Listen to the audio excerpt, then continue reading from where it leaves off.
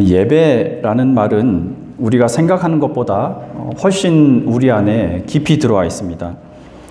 우리 인간들만 가지고 있는 생각 그리고 행동들 중에서 다른 구성원들, 그러니까 부모나 조상, 다른 주위 사람들에게 배우고 전달받은 것들을 모두 가리켜서 우리가 문화라고 합니다. 입고, 먹고, 거주하거나 언어, 풍습 이런 것들을 모두 통틀어 하는 말이지요. 이 문화, 컬처라는 단어 자체는요, 컬투스라는 라틴어에서 온 말입니다. 이 말의 본래 뜻을 찾아보니까 재배하다, 경작하다, 마음을 돌보다 이런 여러 뜻이 있더라고요. 심지어 그 속에 예배, 경배, 월십이라는 단어 뜻도 가지고 있었습니다. 컬투스, 경작한다, 마음을 돌본다라는 말을 곰곰이 생각해 보면 관심을 가지고 어떤 대상을 돌보는 행위가 들어가 있다는 걸 알 수가 있습니다. 밭을 갈거나 마음을 돌보는 일은 관심과 애정을 가지고 하지 않으면 그곳에서 뭔가 성장시키거나 결실을 맺을 수 없다는 이런 공통점이 있습니다. 예배라는 말은 이렇게 인간이 가진 문화와 엉켜 있기 때문에 참 설명하기가 까다로운 단어입니다. 심리학자나 인류학자, 예술가, 요즘에는 뇌를 연구하는 과학자들까지 사람들이 가지고 있는 종교성이라든가 예배에 대해서 나름대로 뭔가 적당한 답을 내놓을 수 있을 겁니다. 심지어 드라마 작가나 영화 감독, PD들도 마찬가지겠죠. 그렇기 때문에 어느 한 가지 시각으로 예배를 정의하는 건 좋은 방법이 아닙니다. 그럼에도 어느 한 가지의 관점을 가지고 설명을 해야 된다는 한계도 분명히 있고요. 각자 생각이 조금씩은 다르실 테지만 지금 이 자리에 있는 우리는 그리스도교 신앙을 가지고 모여 있는 만큼 오늘은 이 전망을 가지고 예배에 대한 이야기를 좀 나눠볼까 합니다. 예배학에서 다루는 영역이 너무나 넓기 때문에 이 시간에는 이 예배라는 말의 어원이나 정의보다는 방향에 대한 이야기만 좀 나눌까 합니다. 우리 교회 올해 표어도 참된 예배, 바른 믿음이지요. 지금 지내고 있는 부활절기는 다음 주일까지 이어지는데 예수께서도 생전에 이 예배에 대한 가르침을 여러 번 주셨습니다. 그래서 성경에 나온 참된 예배가 무엇인가를 돌아보는 일은 예수 부활의 의미를 조금 더 깊이 이해할 수 있는 좋은 기회가 될 것 같습니다. 짧은 시간 안에 많은 내용을 다룰 수는 없지만 지금 우리가 드리고 있는 이 예배의 방향이 맞게 가고 있는가 이걸 고민해 보시는 시간 되시기를 축원합니다. 예배라고 하면 어떤 이미지가 먼저 떠오르실까요? 엄숙한 분위기, 성가대 찬양이나 오르간, 피아노로 연주되는 찬양들, 설교나 대표기도 같은 것들도 빠질 수 없지요. 대부분은 아마 우리가 주일 대예배라고 부르는 11시 지금 이 예배를 떠올리실 것 같습니다. 예배의 방향에 대해서 말씀드리겠다고 했는데 제가 지금부터 드리는 말씀을 잘 이해하기 위해서는 예배가 언제나 선한 행위만은 아니다. 이걸 인정하는 데서부터 출발하셔야 될 것 같습니다. 조금 과격하게 표현을 해보자면 예배는요, 위험할 수 있습니다. 설교하면서 무슨 이상한 소리를 하고 있느냐는 분도 계실지 모르겠습니다. 그런데 사실입니다. 예배는 분명히 위험한 것일 수 있습니다. 왜 위험하다고 말씀드리는지 제가 그 예를 들어드리겠습니다. 예배가 가진 위험성을 가장 대표적으로 보여주는 사건이 있습니다. 1978년에 존스타운 집단 자살 사건을 기억하시는 분도 계실 것 같습니다. 짐 존스라는 사이비 교주 때문에 당시에 한 마을을 이루며 살고 있던 그 종교단체 900여 명이 한꺼번에 자살을 했던 충격적인 사건입니다. 이 짐 존스라는 사람이 본래부터 사이비 교주는 아니었고요. 건전한 교단 출신입니다. 오히려 미국 교회 인종차별에 반대하면서 흑인이라든가 성매매 여성이라든가 노숙인들을 돌봐주던 매우 좋은 교회를 운영하던 목사였습니다. 한 감리교에서 청년부 전도사로 일하다가 그 교회에서 우리 교회에서는 흑인을 받지 않는다라고 선언하니까 사람을 차별하는 교회는 교회가 아니라면서 그것을 탈퇴하고 나와버립니다. 그 후에 목사 안수를 받고 좀 전에 말씀드린 것처럼 건강한 교회를 세웁니다. 이런 공로를 인정받아서 샌프란시스코 시장은 이 짐 존스에게 도시 주택사업위원으로 임명하기도 하지요. 그러다가 자신을 예수나 아니면 신적인 존재로 여기기 시작하면서 모든 게 바뀌었습니다. 신도들도 이 존스 목사를 너무나 존경했기 때문에 스스럼 없이 아버지라고 불렀고요. 그러다가 점점 부정과 광기가 넘쳐나는 사이비 집단이 되어간 겁니다. 신도들을 탄압하거나 부정부패가 자꾸 외부로 알려지니까 조사단들하고 방송국 기자들이 이곳을 찾았습니다. 그랬다가 살해당하는 일이 벌어지죠. 결국 이런 일을 다 덮기 위해서 짐 존스가 집단 자살을 명하게 되고요. 당시 914명이 목숨을 잃었다 그럽니다. 그리고 그 중에 30%는 어린아이들이었고요. 뭐야, 40년도 더 된 일이네. 이렇게 가볍게 여길 일은 아닙니다. 신천지처럼 지금도 이런 일들이 끊임없이 우리 주위에 일어나고 있거든요. 이 사람들이 못 배웠기 때문에 이런 데 빠져들까요? 그건 아니죠. 이런 데서 활동하는 사람들을 보면 우리나라 최고 대학을 나온 사람도 있고요. 의사나 법률가, 유학을 다녀온 사람들도 부지기수입니다. 학력이나 정신 상태는 문제가 아니라는 거죠. 이런 일이 일어난 원인이 뭘까를 밝히는 것은 간단하지 않습니다. 매우 복잡한 인간의 내면이라든가 주위 환경, 그리고 그 사람들의 성장 배경까지 모두 다루어야 되기 때문이죠. 무엇보다 우리는 이런 생각들을 피하고 싶어 합니다. 불편하기 때문이죠. 그래서 늘 강 건너 불구경하듯이 적어도 우리 가족 얘기는 아니야. 나하고는 상관없는 얘기잖아. 이렇게 여기고 마는 거지요. 그런데 확실히 짚고 넘어가야 할 불편한 내용이 하나 더 있습니다. 이런 사이비 집단들의 활동의 중심이 분명하게 예배와 관련이 되어 있다는 점이죠. 이 자리에 모인 우리는 이 사람들의 예배가 잘못되었다는 것을 알고 있습니다. 그러나 오히려 이 사람들은 저나 여러분들이 지금 드리고 있는 이 예배가 잘못되어 있다고 끊임없이 주장하지요. 자, 왜 이런 일들이 생기는 걸까요? 역시 수많은 설명이나 진단들이 가능할 겁니다. 저도 이런 걸 이 시간에 다 말씀드릴 수 있으면 좋겠지만 안타깝게도 저는 이 짧은 시간 안에 이 모든 걸 모두 보여드릴 능력이나 지식을 갖고 있지 못합니다. 대신 성경에 근거해서 예배에 대한 옳은 관점 하나 정도는 보여드릴 수 있을 것 같습니다. 버지니아 신학교에서 성서신학을 가르치는 메리언 믹스라는 분이 기쁨이 넘치는 예배라는 책을 하나 썼습니다. 이 책의 머리말 부분엔 이런 표현이 있습니다. 예배 행위 그 자체가 위험한 일은 아닐까라고 생각하는 사람은 거의 없는 것 같다. 그러나 이 책에서 다루어야 할 첫 번째 주제는 바로 예배 행위 그 자체가 위험 요소를 내포하고 있다는 사실이다. 예배가 위험하다? 아마도 이런 주장에 동의하기가 쉽진 않으실 겁니다. 왜냐하면 각자 생각하고 있는 예배의 이미지가 이미 우리 머릿속에 정해져 있기 때문이죠. 경건하고 즐겁고 소망이 넘치고 마치 수많은 천사들이 하늘에서 누리는 기쁨 같은 이런 이미지입니다. 또는 악의 세력이 감히 넘보지 못하는 구원의 방주, 하나님의 집, 이런 것도 있을 것 같습니다. 예배에 관한 이런 이미지들이 교회 교육을 통해서 만들어진 것이냐, 아니면 정말 내 내면에서 기쁨이 넘치기 때문에 생겨난 것이냐, 사실 이 문제도 신앙생활에서 너무 중요한 문제인데 오늘 여기까지 다루기는 좀 어렵겠습니다. 그러나 아무리 예배에 대한 이런 소신이나 생각들을 가지고 있다고 해도 우리가 하나님께 올려드리는 인간적인 예배 안에는 반드시 그 안에 잠재적인 악의 불씨가 함께 자리 잡고 있다는 사실을 인정해야만 하는 거죠. 어쩌면 그걸 솔직하게 인정하는 것이 바람직한 예배, 참된 예배를 드리는데 가장 기본이라고 말씀드릴 수도 있습니다.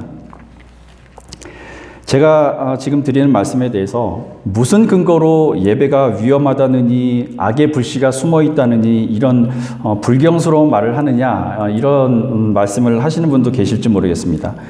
그런데 앞서 제가 잠시 예로 들어드린 인민사원 이야기가 아니더라도 이미 예배가 얼마나 큰 위험을 가진 행위인지요, 성경에서 수많은 경고를 하고 있습니다. 신약 성경에서 예배, 경배, 워십이라는 단어를 찾아보면 이 용어들이 다른 성경보다 유난히 많이 쓰인 성경을 찾을 수 있습니다. 그게 마태복음인데요. 여기에는 예배라고 표현된 말은 없고 경배라는 말만 8번이 쓰였습니다. 그런데 이 마태복음 말고 이 마태복음보다 오히려 2배 이상 많이 사용한 곳이 있는데 그게 바로 오늘 함께 나누신 요한계시록입니다. 여기에도 예배라는 용어는 없고요. 대신 경배라는 말이 20번이 넘게 사용이 됐습니다. 예배가 위험할 수도 있다, 이 말을 증명하려면 성경이 그 예배에 대해서 어떻게 해석하고 교훈하고 있는지를 봐야겠지요. 사실 그 용어가 몇 번 사용되었느냐보다 이 교훈이 훨씬 더 중요합니다. 계시록에 나온 몇 가지 쓰임을 한번 보겠습니다. 계시록 13장 4절입니다. 용이 짐승에게 권세를 주므로 용에게 경배하며 짐승에게 경배하여 이르되 누가 이 짐승과 같으냐, 누가 능히 이와 더불어 싸우리요 하더라. 13장 8절도 봅니다. 죽임을 당한 어린 양의 생명책에 창세 이후로 이름이 기록되지 못하고 이 땅에 사는 자들은 다 그 짐승에게 경배하니라. 14장 11절입니다. 그 고난의 연기가 세세토록 올라가리로다. 짐승과 그의 우상에게 경배하고 그의 이름표를 받는 자는 누구든지 쉼을 얻지 못하리라 하더라. 한 곳만 더 보겠습니다. 20장 4절입니다. 또 내가 보좌들을 보니 거기에 앉은 자들이 있어 심판하는 권세를 받았더라. 또 내가 보니 예수를 증언함과 하나님의 말씀 때문에 목배임을 당한 자들의 영혼들과 또 짐승과 그의 우상에게 경배하지 아니하고 그 표를 받지 않은 사람이 왕노릇한다는 이야기입니다. 이렇게 신약 성경 중에 예배, 경배라는 말을 가장 많이 사용한 곳이 요한계시록인데 이 경배라는 말이 어떨 때 쓰여지고 있습니까? 짐승에게 드리는 것이라며 경고하는 데 주로 사용하고 있습니다. 짐승에게 드리는 경배라니요. 이게 뭡니까? 창세기부터 요한계시록까지 성경 전체는요, 이런 행위를 가리켜서 우상숭배라고 교훈하고 있습니다. 그럼 요한계시록에 나오는 이 짐승의 정체가 뭘까요? 한참 8, 90년대 시한부 종말론이 성행했던 때를 기억하실 겁니다. 그때는 이 짐승이 무슨 미국의 대통령이네, 교황이네, 구소련의 고르바초프네 이런 말이 많았지요. 누군가를 선동해서 한쪽 방향으로 몰고 가기 딱 좋은 해석이었습니다. 짐승에 대한 해석은요, 요한계시록이 기록된 때의 배경을 함께 고려해야 됩니다. 계시록은 1세기에 로마가 기독교인들을 핍박할 때 기록이 된 책이거든요. 이들이 그리스도인들을 핍박한 이유는 간단했습니다. 신 또는 신의 아들이라고 여겨지는 황제를 섬기지 않았기 때문이죠. 물론 초대교인들이 박해를 피할 수도 있었습니다. 어떻게 하면 됩니까? 그냥 인정하면 되는 겁니다. 황제가 신이요. 눈 한번 딱 감고 그를 신이라고 인정하면 이 핍박을 피할 수 있었습니다. 그런데 그럴 수가 없었지요. 그리스도인들에게 다른 신이라는 건 있을 수 없습니다. 신명기 4장 19절입니다. 그런즉 너는 오늘 위로 하늘에나 아래로 땅에 오직 여호와는 하나님이시요 다른 신이 없는 줄을 알아 명심하고. 요한계시록에 나오는 짐승이란 하나님이 아니면서 하나님 노릇을 하거나 그 자리를 대신 꿰차고 앉은 무언가를 가리키는 상징적인 언어입니다. 그럼 당시의 짐승이 누구겠습니까? 로마 황제지요. 그럼 지금은 누구입니까? 이건 좋은 질문이 아닙니다. 누구일 수도 있고 무엇일 수도 있기 때문이죠. 특별하게 자기만 성령을 받아서 계시록을 해석했다. 그러면서 이 짐승은 지금 초강대국의 대통령이다, 유엔 사무총장이다, 적그리스도인 교황이다.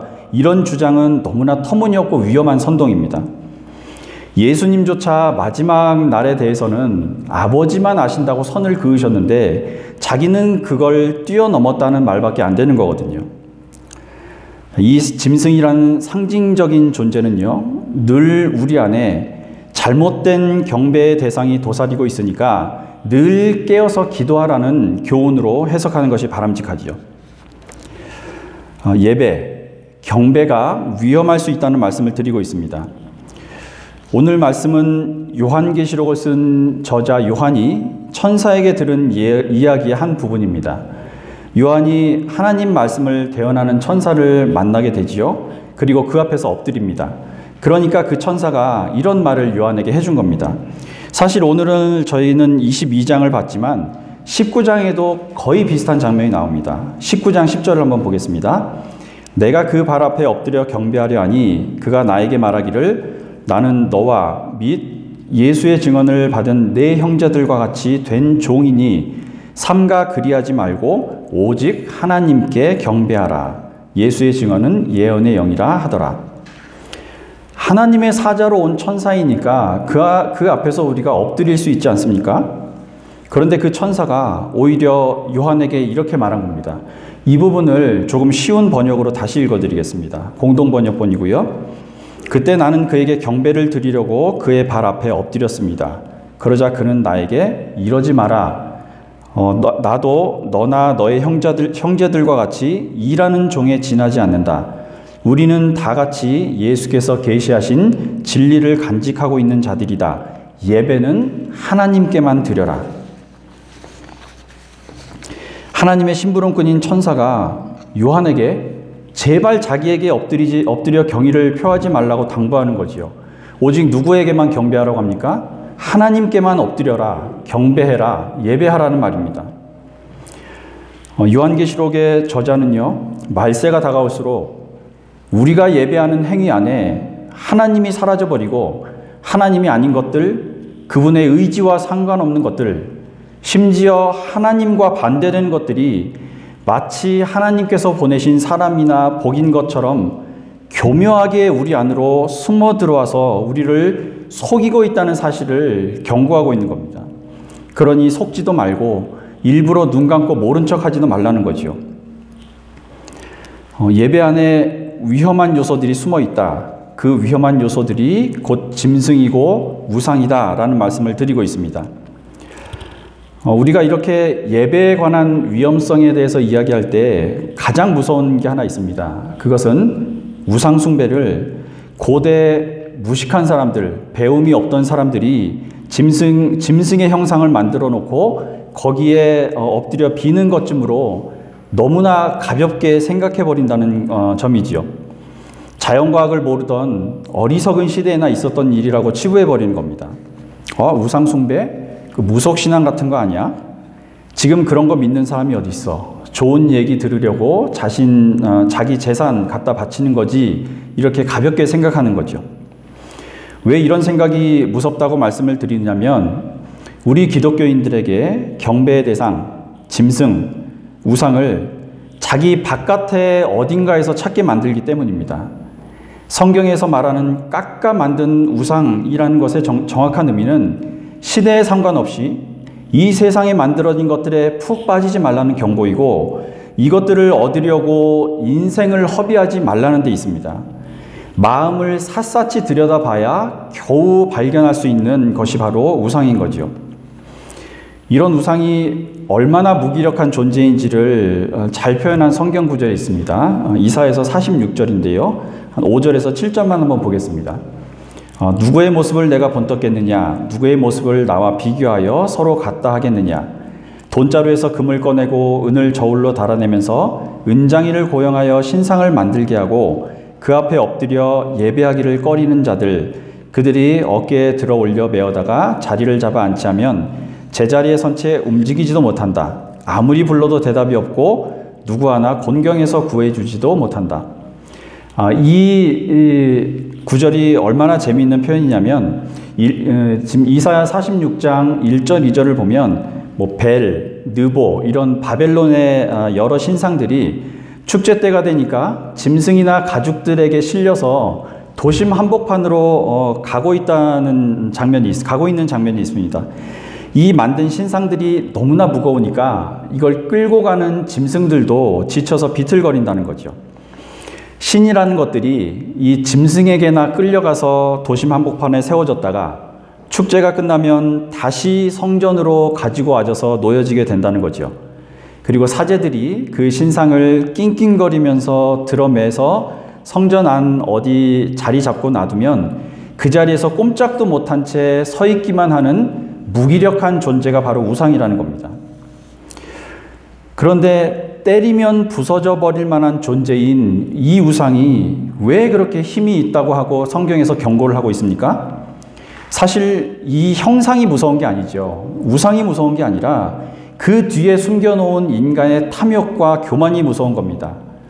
어떤 희생을 치르더라도 그 욕심만은 채우고 말겠다는 의지, 좋은 머리, 거기에 적당한 사회 제도까지 갖춰 놓으면 오랫동안 뭔가 이익이 보장되기 때문이죠. 하나님을 모르는 사람들이 죽으면 다 놓고 가야 하는 것들을 어떻게든 영원히 손에 쥐어보겠다고 이렇게 아등바등 온 힘을 다하며 사는 것도 무섭지만, 하나님을 안다고 하는 사람들이 헛된 것들을 구하면서 주일마다 찾아와 기도하고 머리를 숙인 것이 바로 짐승을 품고 와서 짐승에게 경배하는 행위라는 것이 성경의 교훈이라는 거죠. 구체적으로 그게 뭔지는 저도 이 자리에서 대답해 드릴 수 없습니다. 아마도 우리 얼굴 생김새만큼이나 속에 품은 이 짐승의 모양도 각기 다를 테니까요. 필요 이상으로 많은 돈, 누리고 싶은 권력일 수도 있고, 이루고 싶은 꿈이나 오르고 싶은 지위일 수도 있습니다. 그 실체가 뭔지는 수치스러움을 각오하고 각자 마음을 정직하게 들여다볼 때만 알 수 있는 것들이기 때문에 제가 이 자리에서 뭐라고 말씀드릴 수가 없는 겁니다. 오늘 주일 예배에 오시면서 어떤 마음을 품고 어떤 능력을 기대하며 이곳까지 오셨습니까?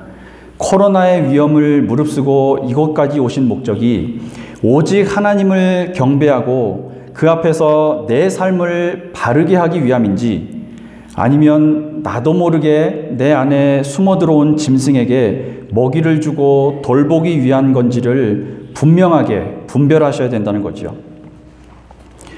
모세가 받은 계명 중 첫째입니다.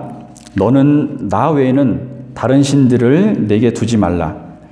나 외에는 이란 말의 원어는요, 알파나야입니다. 이 말을 직역하면 내 얼굴 앞에서 라는 뜻입니다. 그분 얼굴 앞에서 마땅히 품어야 할 생각과 행실만 가지고 살라는 뜻이죠. 하나님을 예배하는 자리에 나왔다면 그 경배하는 대상을 바꾸지 말라는 말입니다. 근데 이거는 정말 쉽지 않지요. 외롭기도 하고 당장 열매가 보이지도 않기 때문에 지쳐서 포기하기 쉬운 길입니다. 그래도 오직 주께서 나의 길이 되시며 소망이시라는 사실을 잊지 마시고 한 주 내내 저와 여러분들의 모든 생각과 행실이 하나님께서 원하시는 방향에만 맞춰진 바른 믿음 가진 참된 예배자로 살아가시길 바랍니다. 날마다 내 예배의 방향이, 그리고 내가 추구하는 것들의 방향이 올바른지 수시로 점검해 보시면서 하늘의 복과 은혜도 한 주 동안 마음껏 누리시는 좋은 예배자 되시기를 지금도 이런 예배자를 찾고 계시는 예수 그리스도의 이름으로 축원합니다. 누가복음 12장 2절에서 5절 말씀 함께 읽고 마치겠습니다. 공동번역본입니다. 우리 같이 읽겠습니다. 감추어진 것은 드러나게 마련이고 비밀은 알려지게 마련이다. 그러므로 너희가 어두운 곳에서 말한 것은 모두 밝은 데서 들릴 것이며 골방에서 귀에 대고 속삭인 것은 지붕 위에서 선포될 것이다. 나의 친구들아, 잘 들어라. 육신은 죽여도 그 이상은 더 어떻게 하지 못하는 자들을 두려워하지 마라. 너희가 두려워해야 할 분이 누구인가를 알려주겠다. 그분은 육신을 죽인 뒤에 지옥에 떨어뜨릴 권한까지 가지신 하나님이다. 그렇다. 이분이야말로 참으로 두려워해야 할 분이다. 아멘. 우리 공동기도 드리겠습니다. 은혜로우신 주님, 우리에게 정직한 마음을 주셔서 축복이나 기쁨을 찾으려는 곳에는 어김없이 깃들어 있음을 깨닫게 하소서. 잠시 주신 것들에 마음 두지 않고 영원한 하나님과 주의 나라만을 사모하는 참된 예배자가 되기를 원합니다. 주께서 우리를 부르실 때마다 주여 제가 여기 있나이다 대답하며 달려가는 참된 주의 자녀가 되게 하옵소서. 참 좋으신 예수님 이름으로 기도합니다. 아멘.